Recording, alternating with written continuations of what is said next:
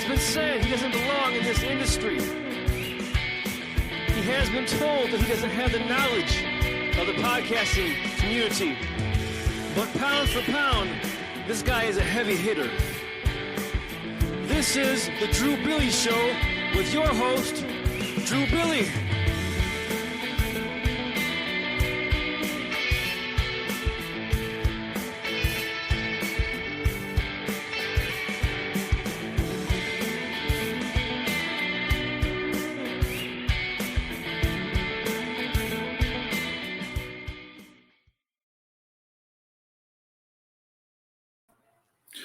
Welcome back to that show, the Drew Bille Show. We're very lucky and blessed to be here and be able to be streaming on also Spotify and YouTube at the same time. It's pretty cool. It's been a heck of a process. There's a lot of people to thank. Definitely my fiance dealing with me trying to figure this out and also helping me record. It's been a hell of a process. But people wanted to hear us come on here and talk. And we're here, and we have a lot to dive into about NFL conversation and also predictions. That's the title of the episode. If you're new to the show, we're going to be touching on a whole bunch of different things in all realms of sports, mostly basketball and football. We have athletes come on that I personally know or I don't know, and we hear about their stories. And also we're getting into other realms of life. And in regards to, military and more professional, what people like, to do or what they do for a living. So, we're going to get in here. We're going to be talking about the NFL news within the last week here. Big news coming out of the Washington area in regards to Dan Snyder, the owner of the Washington Commanders. If you didn't know that, Dan Snyder has been under heat for multiple things that he's been involved in with the toxic work culture. He was up in arms about the name change of the team. There's been multiple different things that have occurred here that have caused him not to be a fan favorite and definitely not a fan of the show. This show's not a fan of him. He's probably not a fan of the show either. But the NFL had a investigation done in regards to Dan Snyder and his work environment. And they had a lead investigator come in, kind of probe what was going on, what was occurring there. And basically they threw a report in the trash and did not make it public. So no one has any idea what came out of that report, what was said, what he did, or just people under him did. So, I mean, that's, NFL is all about their branding. This is not it's a tarnishment on their branding style. And, it's just funny. They said he had to sell the team. He still hasn't sold the team.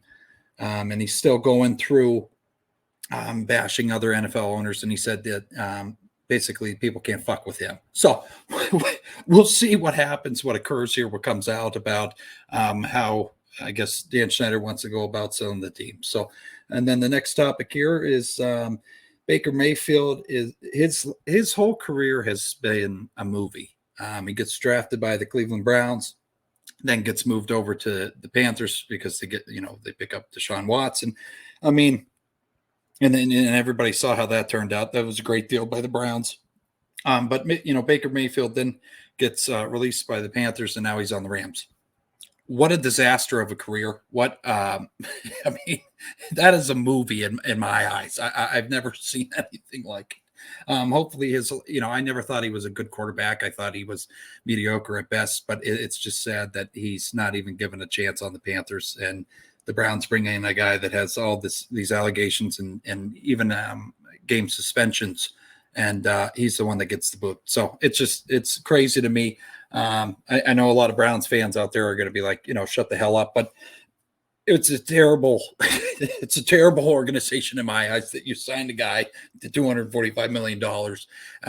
Don't know all the facts at that point. And then, you kick Baker Mayfield to the curb. I don't miss seeing him in as many commercials as I used to. So I do appreciate the Browns on that. Then we're going to touch on here. Next thing is the Hall of Fame semifinalists. So there's 4 guys out of the semifinalists that I think very highly of, and I think are deserving to be entered into the Hall of Fame this year.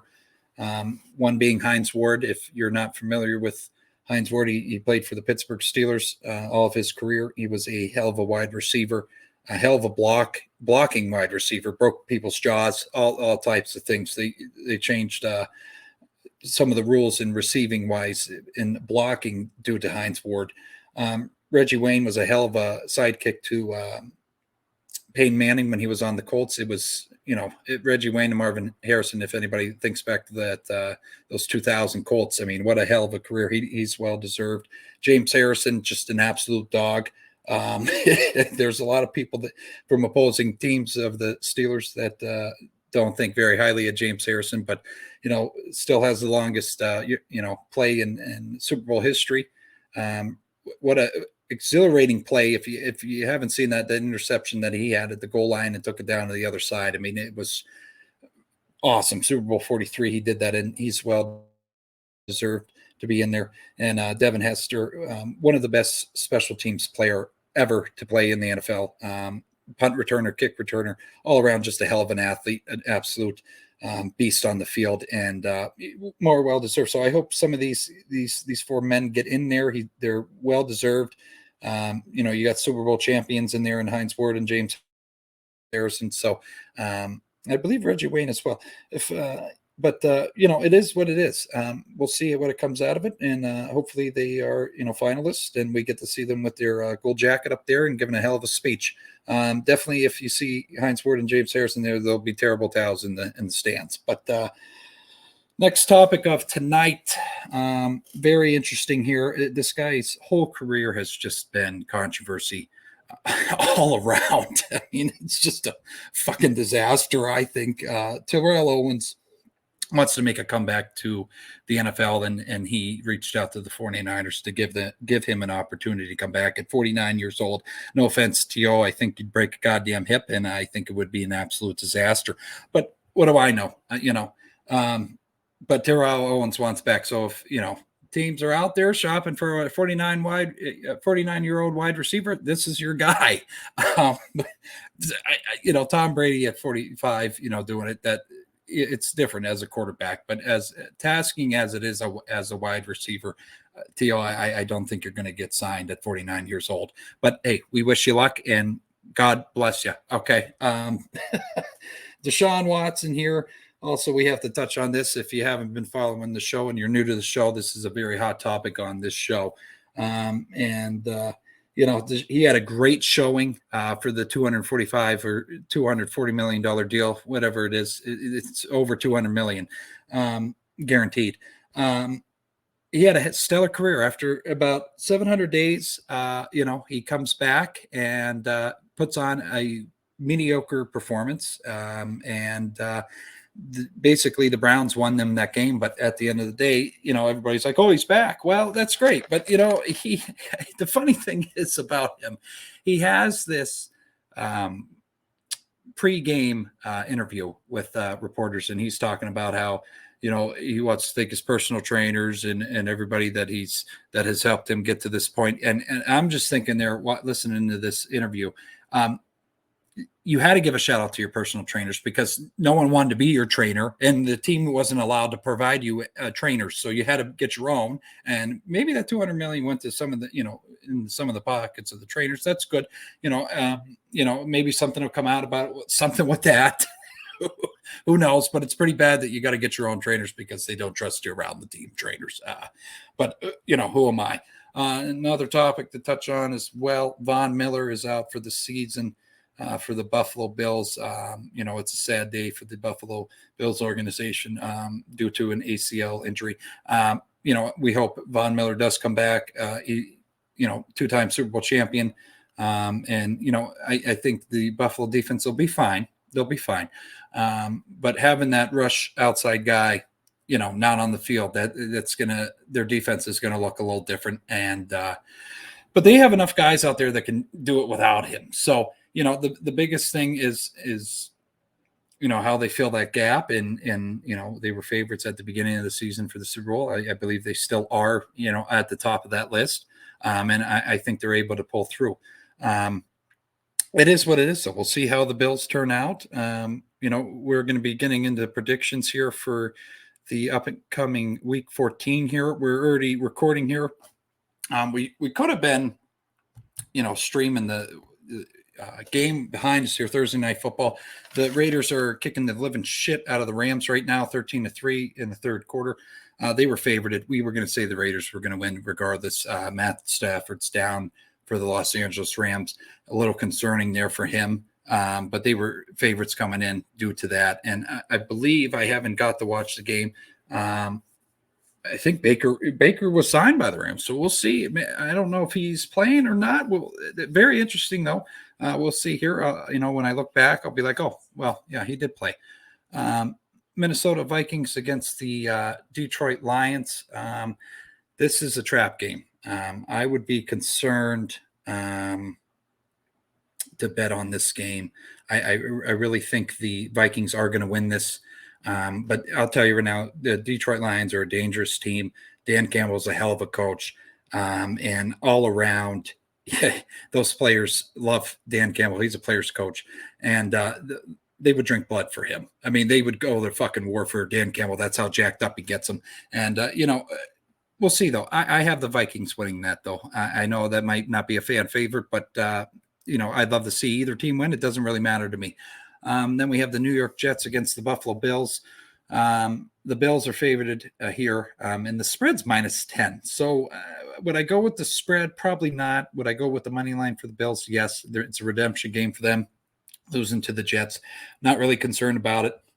It is in Buffalo. So, if you haven't been to a game at Orchard Park, it's a goddamn shit show. The Bills fans are avid and are just aggressive, and they really get that team fired up. So Bills at home against the Jets, a redemption game, the Bills are going to win that. I would be concerned about that. That's spread of 10. The Pittsburgh Steelers against the Baltimore Ravens. So big news is Lamar Jackson is week to week. So I believe he's not playing against the Steelers, and that basically tells me Hurtley's going to be playing against the Steelers. The Steelers are a favorite. It's, not by much, but they are favorites. The spread's 1.5. I would take that spread. I think the Steelers are in the incline. Kenny's looking good. If you didn't know this by now, we are Pittsburgh fans here of, the Pirates, Penguins, and Steelers, but we like sports all around. We just enjoy watching football. Any team, it doesn't really matter. It's just, we're sports fans.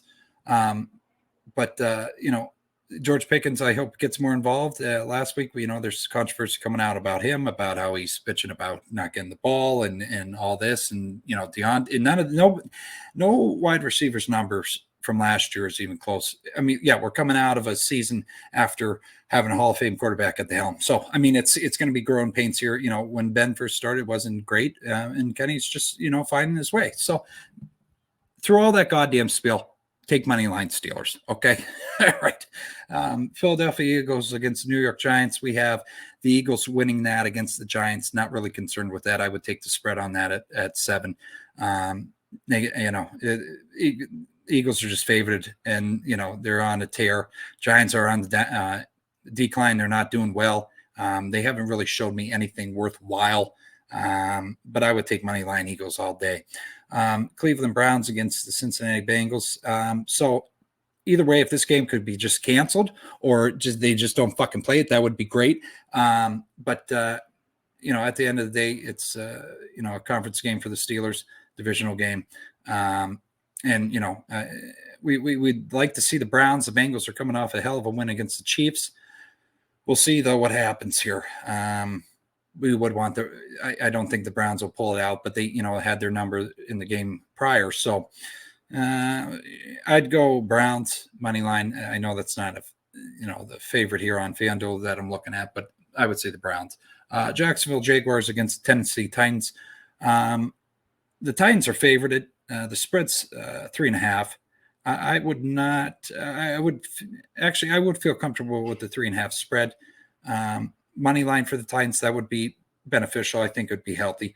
Doug Peterson is doing a hell of a job down there. He's doing a way better job than Urban Meyer last year. Jesus Christ, doing finger guns on the dance floor. We don't need to get into that, but down there in Duval County.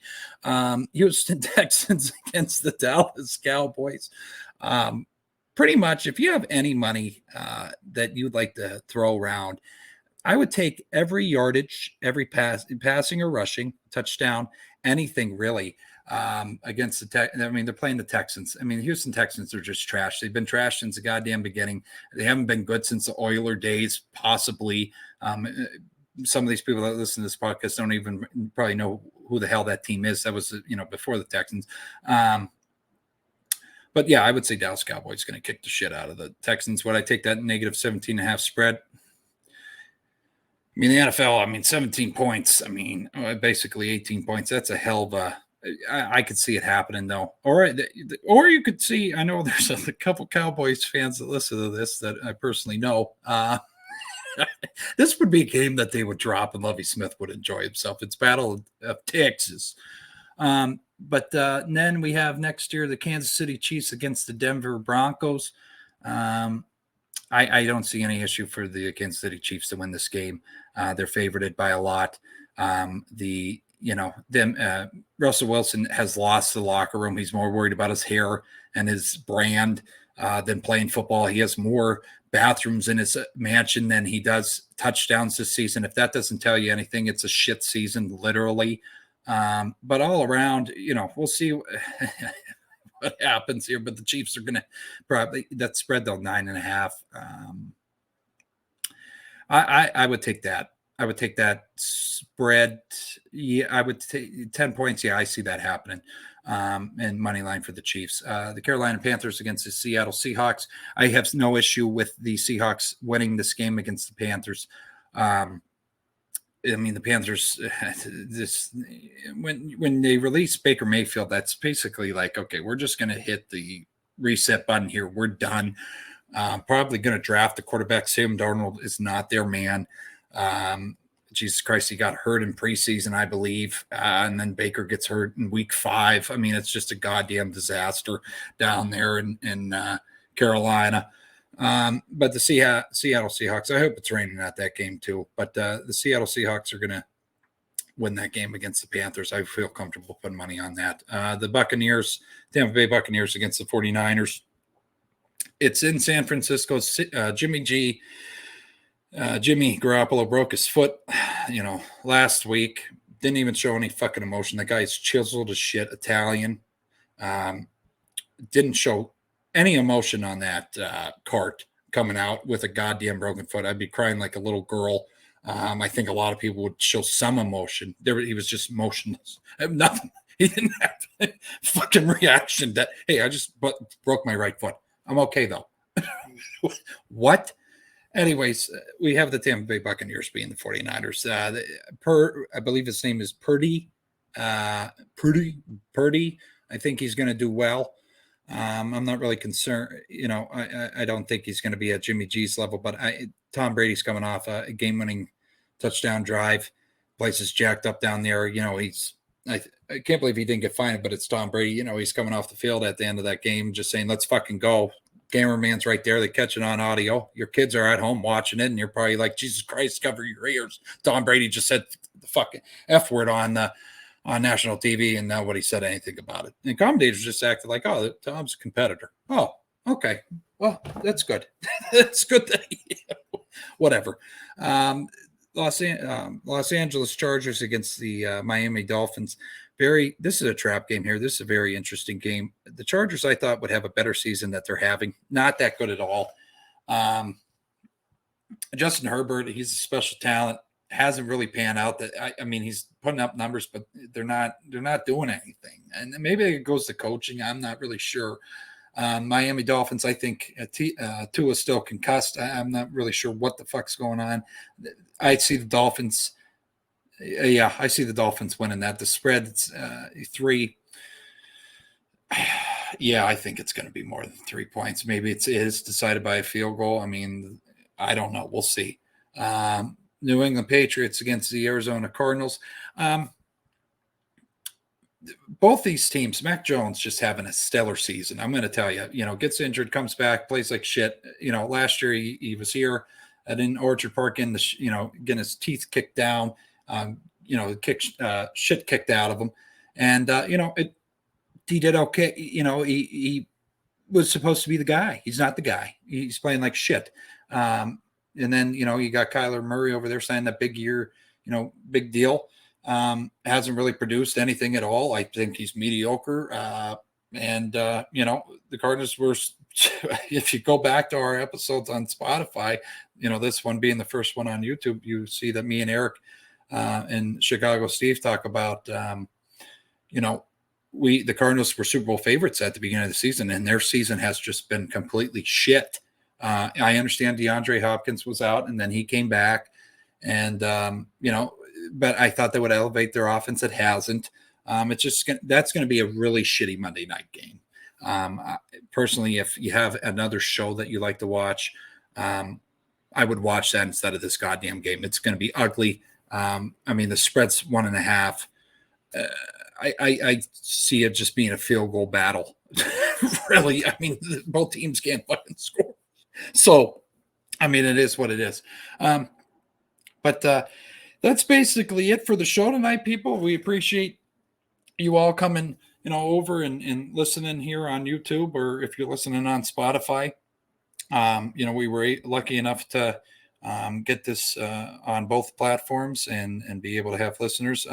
We want to thank the subscribers that subscribed before we even put a goddamn episode on here. So I appreciate that. There's no content and you're already subscribing. We appreciate that.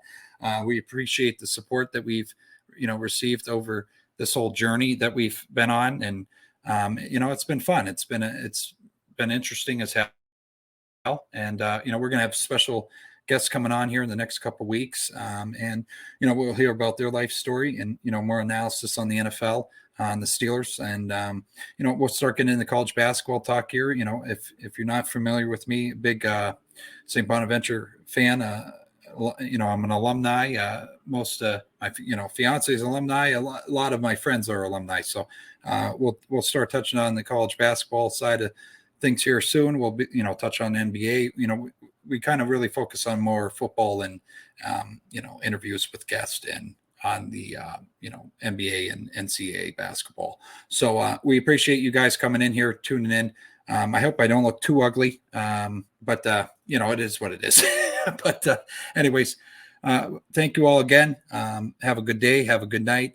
All gas, no breaks. You know how we do it here. And again, this is the Drew Bille Show with your host, Drew Bille. Appreciate you guys. Love the support. Have a good night.